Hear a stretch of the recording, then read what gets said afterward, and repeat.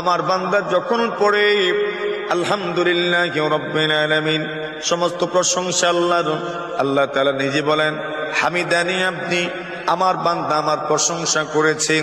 যখন আল্লাহর কোন বান্দা বান্দি বলেন আর রহমানির রহিম, আল্লাহ তাআলা বলেন আসনা আলাইয়া আব্দি, আমার বান্দা আমার স্তুতি বর্ণনা করেছে, আমার প্রশংসা করেছে।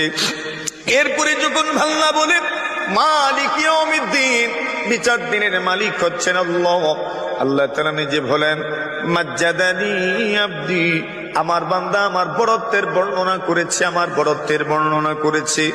আল্লাহ তাআলা যখন এই কথাগুলো বলেন আপনি শুনেন না, আমিও শুনি না, কিন্তু আল্লাহ তাআলা এই কথাগুলো বলেন, আল্লাহ তাআলা আপনার প্রশংসার স্বীকৃতি দেন, আপনার আমলের স্বীকৃতি দেন, আমার আমলের স্বীকৃতি দেন, দুনিয়ার হাজারো নারী পুরুষের আমলের স্বীকৃতি আল্লাহ তাআলা দিতে থাকেন।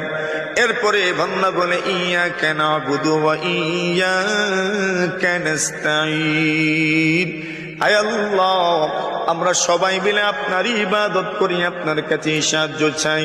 আল্লাহ